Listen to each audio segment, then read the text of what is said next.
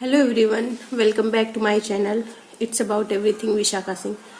मैं हूँ विशाखा और आज मैंने कोई व्लॉग नहीं है, कोई वीडियो नहीं है, सिर्फ लाइफ की एक बहुत ही इम्पॉर्टेंट इन्फॉर्मेशन देना चाहती थी। आज मैं करीब 2 महीने बाद वीडियो बना रही हूँ। सोचा बहुत कुछ सोचा था कि जब ठंडी की छुट्टियाँ हो जाएंगी, छुट्टियों में अपने घर जाऊंगी तो खूब अच्छी व्लॉगिंग करूंगी, अच्छे वीडियोस बनाऊंगी। मैं जहाँ भी जाऊंगी अच्छे वीडियोस बनाऊंगी। पर अपना सोचा हुआ कहाँ कुछ होता है। ठंडियों की छुट्टियां हुई थी 25 को, 31 दिसंबर से ठंडियों की छुट्टियां हुई थी। पर मैं 25 को ही अपनी बची हुई सीएल लेके अपने घर चली गई थी और सोची थी सबके साथ अच्छे से टाइम स्पेंड करके अच्छे से वीडियो बनाएंगे, खूब एंजॉय करेंगे, न्यू ईयर सेलिब्रेट करेंगे और खूब मस्ती करेंगे और अच्छे से वीडियो बनाएंगे।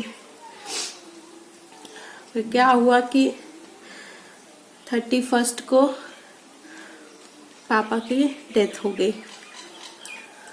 फिर उसके बाद सब कुछ लाइफ में जैसे चेंज सा हो गया। फिर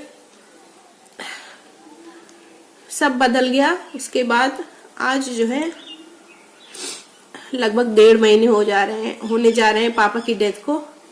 तब से मैंने कोई भी वीडियो शूट नहीं किया है।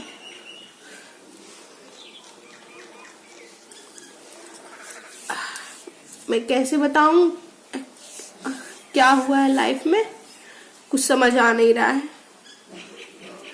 पर मुझे लगता है कि आगे बढ़ने के लिए ये चीजें शेयर करना जरूरी था मेरे लिए, क्योंकि मैंने चैनल बनाया है तो अपनी एक फैमिली भी बनाई है। सबके साथ ये शेयर करना जरूरी था। और मैं अब वीडियो बनाने स्टार्ट करना चाहती थी, व्लॉगिंग भी फिर से स्टार्ट करना चाहती थी। तो मैंने सोचा सबसे पहले आप सबको ये एक इम्पोर्टेंट अपडेट दे दूं। पापा, हम लोग के लिए पापा क्या थे, ये चीजें हम लोग को अब समझ में आ रही हैं। पापा हमारे, आप समझ लीजिए कि बिल्कुल एक जो फ्रेंड होता है, फ्रेंड, उस तरह से ही थे। हम लोगों ने पापा को कभी पापा समझा नहीं किसी चीज के लिए, चाहे उनसे लड़ना हो, झगड़ना हो, या कोई भी अपनी बात मनवानी हो, या कुछ भी उनसे लेना हो, तो हमेशा हमने उन्हें अपने दोस्त जैसा ही समझा था। हम लोग का और सबका रिलेशन उनके साथ इतना खट्टा मीठा, नोक-झोंक भरा हुआ था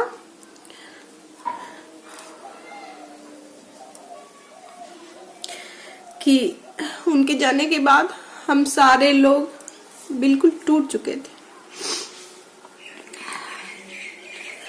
हम लोग को नहीं समझ में आ रहा था कि एक दूसरे को कैसे संभाले, कैसे जो है अपनी टूटी हुई फैमिली को एक साथ फिर से जोड़े, क्योंकि अपनी फैमिली में सबसे बड़ी मैं थी। तो ये कहीं ना कहीं सबसे बड़ी मेरी रिस्पॉन्सिबिलिटी बनती थी कि मैं अपनी फैमिली को फिर से जोड़ूं। और मम्मी तो जो है बिल्कुल टूट सी ही चुकी थी, और मम्मी को संभालना हम लोग के लिए बहुत बड़ा टास्क था, बहुत बड़ा टास्क था। और जो है पापा के जाने के बाद उनकी हेल्थ भी बहुत ज्यादा बिगड़ गई। उनका सब काम वाम होता है वो सब चल रहा था। उसी दौरान मम्मी की तबीयत इतनी खराब हो गई थी कि हम लोग को नेक्स्ट डे ही उनको लेके हॉस्पिटल जाना पड़ा। डॉक्टर ने कहा उनको एंजाइटी और डिप्रेशन की प्रॉब्लम है। वो रात भर सोती नहीं थी। फिर जो है उनकी ट्रीटमेंट चली, उनकी दवा चली, उनका हीमोग्लोबिन भी बहुत ज्यादा कम हो गया था। तब से हम लोग उनकी देखभाल कर रहे थे। मेरी छुट्टियां भी बीत गई इसी में, पता भी नहीं चला। 10-20 दिन रह के फिर थोड़े दिन मम्मी को संभाला, लेकिन कितने दिन तक, आखिर जॉब भी थी। फिर हम अपने जॉब पे चले आए, भाई अपने जॉब पे चला गया। मैं आप सबको बता दूं कि अपनी फैमिली में सबसे बड़ी मैं हूँ, मुझसे छोटी एक बहन है और भाई सबसे छोटा है। भाई मेरा पुलिस डिपार्टमेंट में है बहन की अभी प्रिपरेशन चल रही है और अभी उसकी शादी नहीं हुई है। सिर्फ मेरी फैमिली में सिर्फ मेरी ही शादी हुई है। तो पापा ने मम्मी के ऊपर इतनी सारी रिस्पॉन्सिबिलिटियां छोड़ दी है कि उसे मम्मी को पूरा करना है। पर यह है कि हम सब मम्मी के साथ हैं। मैं मम्मी के साथ मिलके सारी रिस्पॉन्सिबिलिटी अपनी फैमिली की उठाने के लिए बिल्कुल तैयार हूँ। मैं भी समझ लो अपने पापा का बेटा ही हूँ। मुझे नहीं समझ में आ रहा है कि क्या मैं कहूँ, क्या मैं करूँगी, कैसे करूँगी। पर दिल में यही आता है कि मुझे उनकी कमी महसूस नहीं होने देना है किसी को। पापा हमारे इतने हंसमुख इंसान थे, हमेशा हंसते रहते थे। दूसरों की हेल्प करना उनका नेचर था।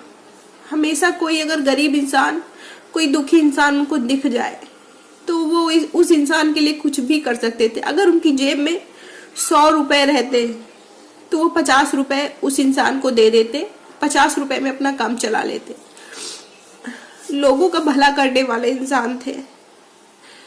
लोग कहते हैं कि जो लोग बहुत ज्यादा अच्छे होते हैं ना, भगवान को भी उनकी जरूरत होती है, वो उनको जल्दी बुला लेते हैं। हमेशा लोगों का भला करने वाले ही थे, हमेशा लोगों का अच्छा सोचते थे, सबके लिए करते थे, हर कदम पे सबके लिए हाजिर रहते थे। चाहे जो हो, चाहे अपने परिवार का हो, चाहे गांव का हो, चाहे जिसको वो ना जानते रहे, अगर वो भी इंसान उनके पास हेल्प के लिए आ जाता था तो वो खाली हाथ उसको नहीं जाने देते थे। इतने अच्छे नेचर के थे। 31 को हम सब न्यू ईयर सेलिब्रेट करने वाले थे। हम लोग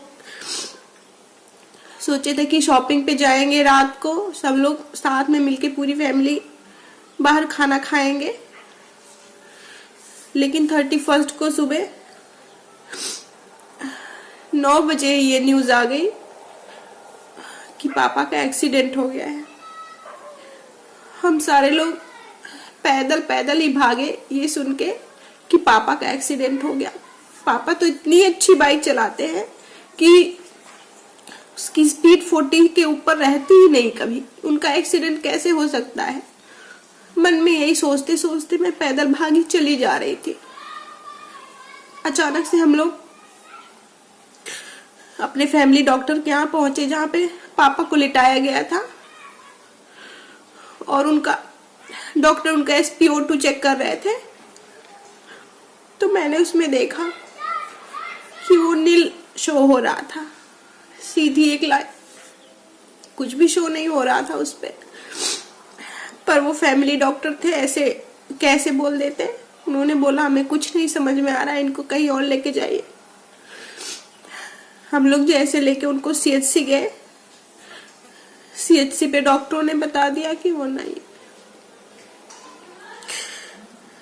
मानो हम लोग की उस समय जिंदगी ही रुक गई। हमें समझ में नहीं आ रहा था कि हम क्या करें, कैसे करें।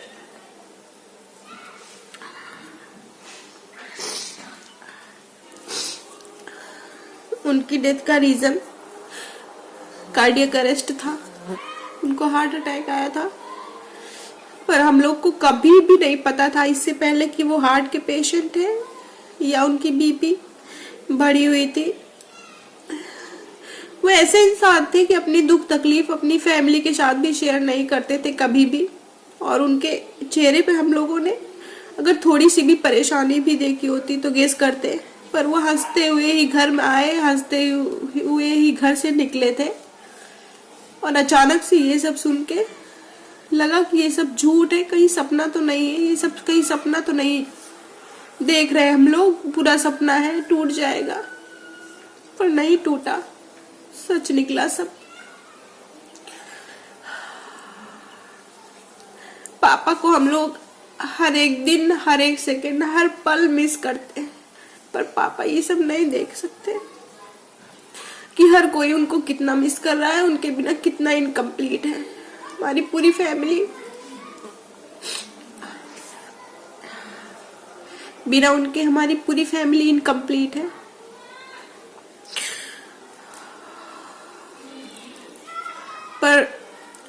भगवान से यही प्रे करते हैं कि वो जहाँ कहीं भी हो वो हमेशा खुश रहे।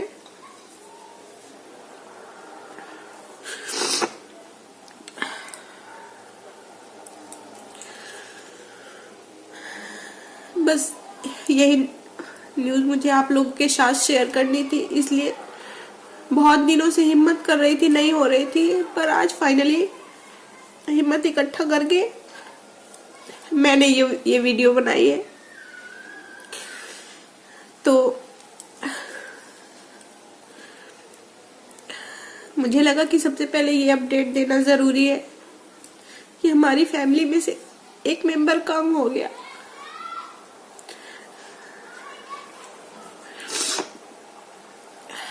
मैंने सिंगिंग कंपटीशन वाली जो वीडियो शेयर की है उसमें पापा ने भी गाना गाया है, और मम्मी की बर्थडे सेलिब्रेशन में भी पापा है हंसते हुए हम लोगों के बीच में। वो सब वीडियो जब देखती हूँ अब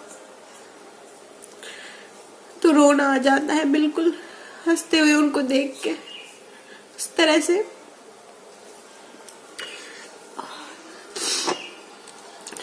तो बस अब वीडियो का यही पेंट करती हूँ। देखिए अब कब हिम्मत इकट्ठा कर पाती हूँ न्यू व्लॉगिंग के लिए या वीडियो बनाने के लिए।